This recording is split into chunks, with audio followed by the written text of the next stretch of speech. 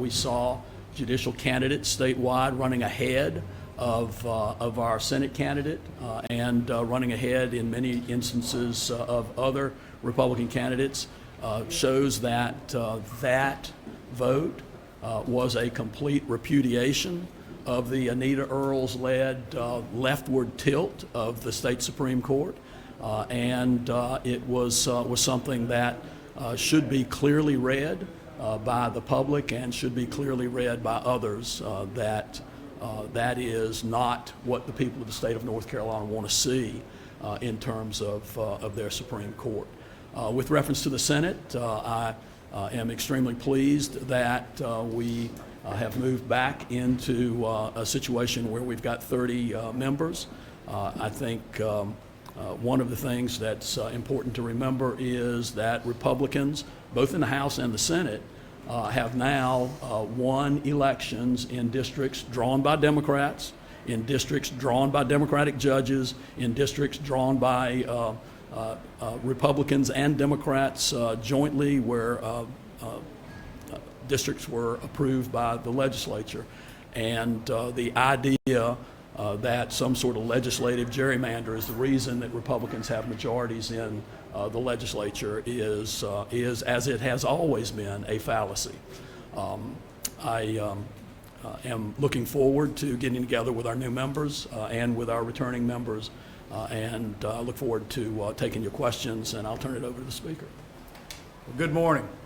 Today is indeed a great day for North Carolina. If you look around the nation, really North Carolina was indeed a bright spot in so many ways. One thing that Senator Berger and I would often do is when we were at events, we spent more time, it seemed like, talking about how important the judicial races were, and really talking about the importance of where we are with the Supreme Court. The fact that the current Supreme Court we had, for example, even invalidated a constitutional amendment of the people for photo ID for voting. And when you would get out there and you would talk to the voters, you would just see them just kind of, they couldn't believe that happened, but they clearly saw it did, and they've corrected that. Absolutely thrilled with this. That would mean, I guess, a Republican majority is safe on the state Supreme Court for at least the next 6 to 8 years. And that's good not just for Republicans, that's good for everybody that wants tough laws when it comes to sex offenders, that wants to ensure that the rights of the people are upheld, that the Constitution is respected, and importantly, that the balance of power between the executive branch and the legislative branch is kept in the proper place. If you look at the issues that we talked about in these campaigns across the state, we talked about jobs, moving the state forward. We talked about crime, what we can do to fight crime, to make the streets safer. We talked about things like election integrity. All these issues came together and I think resulted in what you saw. We now have 71 seats in the House. Would I like 72? Of course I would like 72. But I will tell you, for all intents and purposes, we have a governing supermajority. We have a handful of Democrats who work with us. We have some new members coming in, and I feel completely confident that should we need to override vetoes, we'll be able to do our part on the House as well. So, but we're going to start out just like we always do every year when it comes to budget, when it comes to other matters. We first, see where we are between the House, between the Senate, and then we try to work with the governor and come up with a product of where we can reach consensus on it. And in those cases where we can't, we do believe ultimately that the General Assembly, the Senate, and the House will be in a position to ensure that the votes of the people were upheld. So it's a great day in North Carolina. I know nationally, my understanding is I think the House in Pennsylvania may have flipped, and we were told maybe the Michigan legislature went the other way. So don't know the finals on those, but certainly if you look around the country, of course, with the election of Ted Budd to the U.S. Senate, the judicial elections, us expanding our majority there, it was a great night, not just for Republicans, but for all of North Carolina, because I tell you, the people of this state are ready to take the state back, and it's another step forward. With that, be glad to take any questions on Senator Berger. What do you mean by governing supermajority? A couple of certain issues that you have Democrat votes on, or are there moderate Democrats? We had, look at the budget. We had, I think, like 7 Democrats who were going to vote with us on that, because the positions that we've advocated as Republicans have been just common sense positions. And I think a lot of the moderate Democrats that we have signaled to me they want to continue that. So we're feeling very good about it. But speculation, right there. But there are for lack of a better term, cultural issues, guns, abortion, where it's clear that the Democrats have been united behind the governor. Are you going to be able to change that? I mean, it doesn't sound like it's a governing majority on those issues, and you'll be thwarted there as well. I feel like we're going to be where we need to be, Gary, on a number of issues. I mean, you think about it. We dealt with a lot of the tough issues last session and had Democrats who voted with us on those matters, and some who would vote with us on overrides. But again, we haven't even hit the gavel on the new session yet, so I don't want to over speculate. But I'll just tell you, the conversations have been very encouraging. But look around the state. We won races last night. We have Republicans electing parts of the state where there has never in the history of the state been a Republican representing that area, ever. And so that is huge, particularly in our rural areas. I mean, and so there was all the talk about, you'd heard about the 3-2-1, right? Gain 3 seats in the House, 2 seats in the Senate, and 1 seat on the courts. 2-2-2 is pretty good. I'll take that any day. But what I would tell you is, when it came to the House, you got to understand what happened. We had 4 Republican members who were double bunked. Those seats literally ceased to exist in those areas. So coming out of the gate, it wasn't a matter of picking up 3 seats. It was a matter of picking up those 4 that we didn't have plus 3. So that was 7. So, I mean, we got right there at it. And if you look, I think there's the Caber seat, I think 400 votes is the difference there. I don't predict it'll change, but you never know. But 400 votes there. That's one right there that we really thought we would win. So that was probably the one for us that we looked at. They were like, wow, that really came, that we thought we had in the W column that didn't go there. But the others we knew were going to be a push. The other Wake County seats, Bill Brawley's seat. I'm very thrilled. For example, Steve Ross is going to be coming back from Alamance County. The Triad, by the way, you ought to look at the numbers. The Triad really performed very strong. I think Jim O'Neill won district attorney there in Forsyth County. So you look around the state, it's really a great story for Republicans. Speaker, there's some talk that there was conversations going on between yourself or other members of leadership and some of the Democrats about possibly not just voting with you on an override, but perhaps joining your caucus. Is there any truth to that? Look, there's a lot of people this week that voted Republican, never have in their life. We're always welcome. Never have voted Republican before in their whole life. We'll always welcome anybody else. Might happen? Would I love to have more Republicans? Of course I would. But that's really not the most important thing, Colin. What we need are folks who are like-minded, who believe in the common sense ideas and solutions that this General Assembly is fighting for. So you look at where we are right now, we've had a strong bipartisan consensus. Senator Berger's had a tougher time. He had some members harder to move on the other side of the aisle. I'm glad you don't have that problem right now, by the way. I do owe him lunch, at least, since he got it and I didn't. But I will say that I think we're in a good position. Are we expecting to see some of the, for example, the parental bill of rights come back, abortion restrictions? Are we expecting to see those come up this session? So what I'll say, I'll speak for the House. We're going to sit down and have conversations with our new members to find out what their priorities are. We know issues that have been hanging around, that some that we've dealt with, some that we haven't. And we're just going to see where things are. And just like I've told in previous interviews, we're going to do it in a comprehensive way. We're going to try to build consensus as much as we can. We're going to be talking with our friends over in the Senate to try to get rid of as much daylight between the 2 chambers as we can and try to deal with some of these tough issues that are out there. Senator Berger? So as far as parental bill of rights, I think parents have made it clear that they are not happy with some of the things that are going on in our public schools. A number of members who supported that bill when it passed the Senate this past year are coming back. I suspect that there will be good support for moving forward with that again. You've heard where I am on abortion and whether or not things will change or need to change. We have still not had a conversation with our members, particularly our new members, and we'll see where the caucus is, and we'll see what it's possible for us to do, if anything. But no decision's been made on that at this point. What about the anti-CRT bill about educational teaching? Parental. You want to run again or put with parental rights? Is that the parental bill of rights? I thought that was the parental bill of rights. I think it was together. Earlier. Yeah. Again, there's support for that.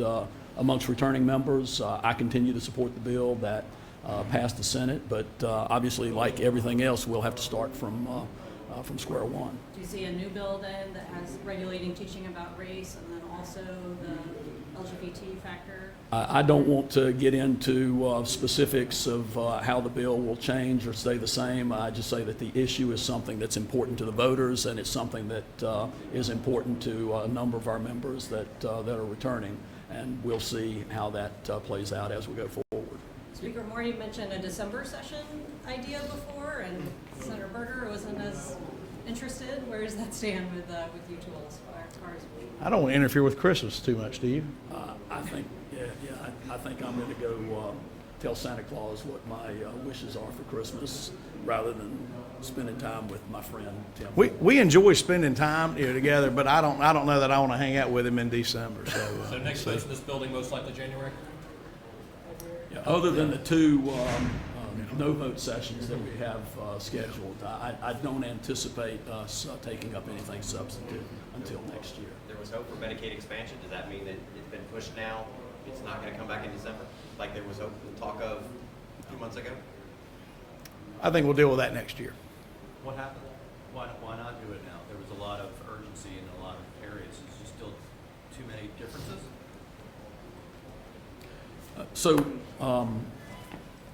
The Senate passed a bill, 44-2, that I continue to support.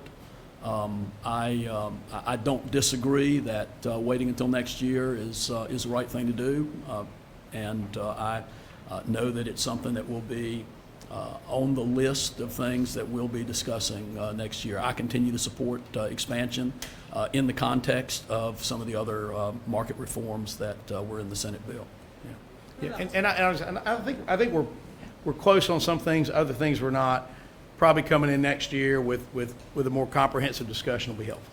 What about tax cuts? When I talked to you recently, you said that the plan as it stands is something that the House was still interested in doing. Is that any talk of accelerating the timeline or the amount? Or Right. Senator Berger? Well, I can say from our standpoint, we certainly like where we are. I think we want to see where we are, what we're heading into next year from the economy, where our state's finances are. We're certainly open to it. It's hard to argue that the regulatory reform, the tax reductions, the appropriate investments this legislature has made, it would be hard to argue that they're not working.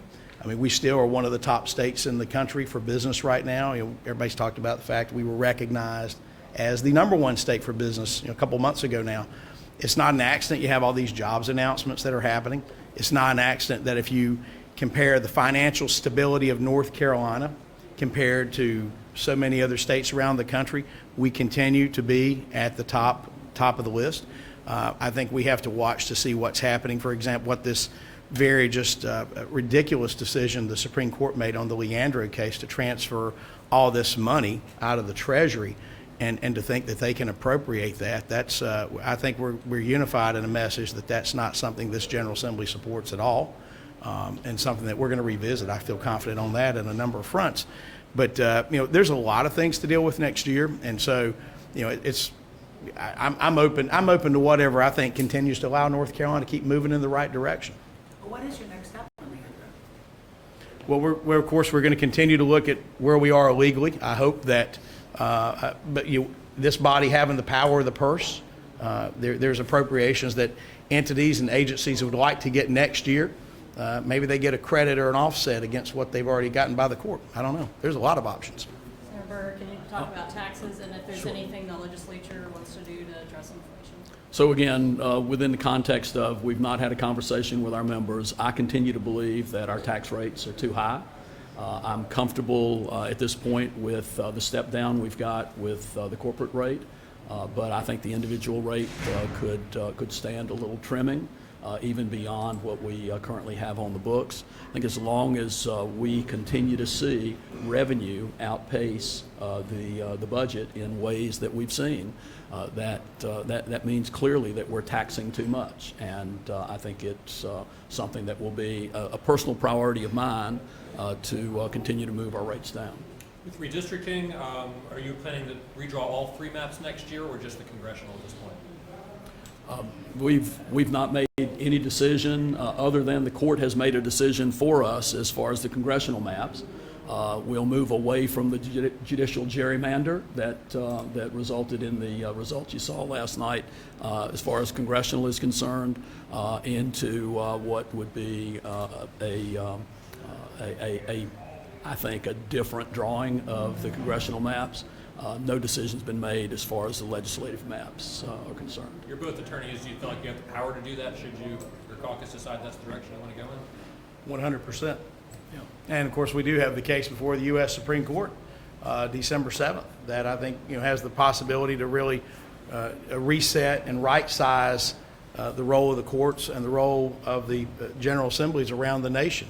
I mean, if you look at the Constitution, you look at the clause about the authority of the legislature to undertake, for example, redistricting. We're in really some uncharted territory, the judicial activism that the people of this state have been subject to. I'm glad to say that state nightmare is finally over with the results of last night's election in terms of the Supreme Court, and I would expect that we're going to continue to uphold our constitutional responsibility to ensure that we have the reapportionment done properly. Do you think congressional maps do their job? That it was 7-7 as opposed to leaning one way or the other. Those maps were clearly a Democrat gerrymander. You can look at them and see that.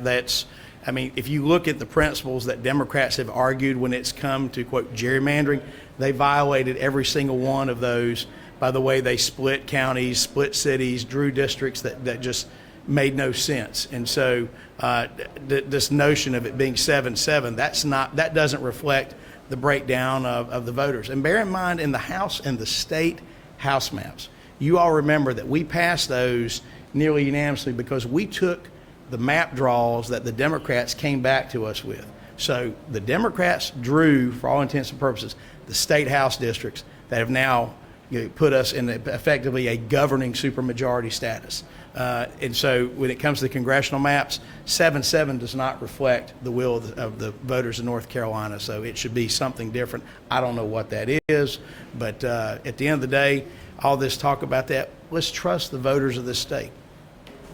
Can you both confirm that you'll be seeking re-election to your post? That's Yes. both true? Yes. You mentioned voting, and is the voter ID or other election process bill something that are priorities for next session? We're going to continue to fight for voter ID. We've been on the same page on that. The voters of this state overwhelmingly want photo ID for voting, and I don't understand why Democrats continue to ignore this. It's a basic, common sense way to ensure integrity of the election. So I feel certain we're all going to continue to work on that. Is that something that can be sort of handled through the courts, given the change that we've seen in the dynamics of the Supreme Court, or is that going to require more legislation here or another constitutional referendum? I'm trying to tell all the talking here. We're still weighing that. We're still working to see which way is the best. I mean, it's probably going to require both, frankly. Yeah, I would agree with that. The one thing that is crystal clear is the people of the state of North Carolina want photo voter ID. And the only thing that has been an impediment to that has been Democrat judges at the state level and some at the federal level. We will continue to push to ensure that we get photo voter ID in place, implemented in North Carolina. If we can go back to inflation, people may have been unhappy at the federal level, and if that was a driver to vote Republican, what can you say to the state that will do to address it beyond, future tax cuts? Is there anything now or soon in session that voters should know? That I don't know that there's that much that the state of North Carolina has done to enhance the inflationary pressures that are out there. I think we will continue to try to find ways to cut people's tax bill. We'll continue to make sure that the state's budget is balanced and that we don't do what they're doing at the federal level and grow government spending at rates that are inflationary. At this point, all we can hope for is that some level of sanity will take over at the federal level, and we won't see a continuation of what we've seen over the past 2 years. Jumping back real quick to the election results, you guys did well in rural areas, but some of the suburban areas, particularly Wake and Mecklenburg, lost some races that you were hoping to win. What does your party need to do in the next 2 years to be competitive in those Wake and Mecklenburg suburbs again after the dynamics have shifted in recent years? So that's something we're looking at. I think that we had candidates that, in many respects, fit those districts. I mean, you look at Michael Lee down in New Hanover County. It's probably the swingiest Senate district in the state, and he has now won that district twice in a row. In the face of unprecedented involvement by the sitting governor and by national Democrats and national special interest groups. I think we've got candidates that can appeal to voters in the suburban areas. We'll just need to continue to work in that direction.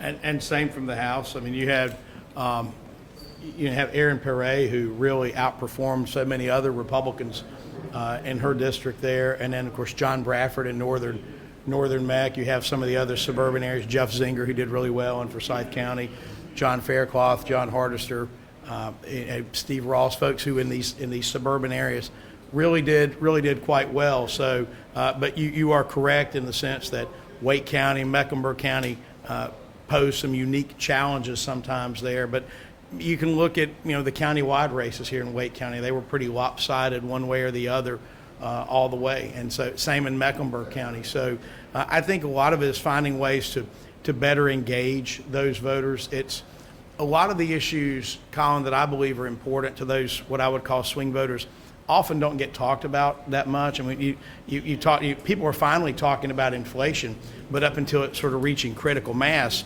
you didn't get much conversation in the electorate about something like inflation. But when you can get the word out and educate voters and educate folks on the policies that are coming and the result of those, you tend to pick up those voters, because if folks look at the average working person, the average working family who's trying to balance your question about your premise on inflation, right? How much it costs to go to the grocery store, what car payments, fuel costs, all those kinds of things. When they look at the policies that Republicans talk about, they make sense, but they don't always grab the headlines. And so the key is how to translate what is really good policy that I would submit most people agree with into electoral success at the ballot box. I don't think we fully utilize that in some ways in a few of those races, but I continue to see us improve in those areas as well. So, Colin, in some respects, your question kind of presupposes a narrative that I think is incorrect. And what I would point to is if you looked at the campaign that Sidney Batch ran in southern Wake County, if you didn't know that she was a Democrat, you would think she was a Republican. She was pro-police, she was pro-cutting taxes, she was pro-balance the budget. And so I think those are things that we just got to do a better job of making sure that the electorate understands where our candidates are on those particular issues. Yeah, I was watching those ads. I didn't realize Wiley Nickel was such a conservative when he was in the Senate with you all this He's time. one of the few Democrats that didn't vote Yeah, for the budget right. that Cooper signed. So. Yeah. Final question. Have you talked to, or Senator Blue reached out to you as far as how things will go in the Senate now? Is there something that you would, are you still planning to involve him and others in the process at all, or it's up to them to lobby? So again, Senator Blue and I have always had a good relationship. I expect that to continue. I would say that given what I heard from some of the Democrats in terms of how they ran their races, I fully expect them to be folks that will be supportive of what we're doing, because they ran on reducing taxes, balancing the budget, and supporting law enforcement. So we'll see if that was just campaign talk or whether it's real or not. I will say that the governor called this morning to offer congratulations, and I expect that we'll continue to look for ways where we can reach agreement with him. But there will be some things that we'll not be able to agree on, and we'll see how that works out. Have you heard from the governor, Speaker? I have not yet. Thanks, All right, thanks, y'all. Appreciate it.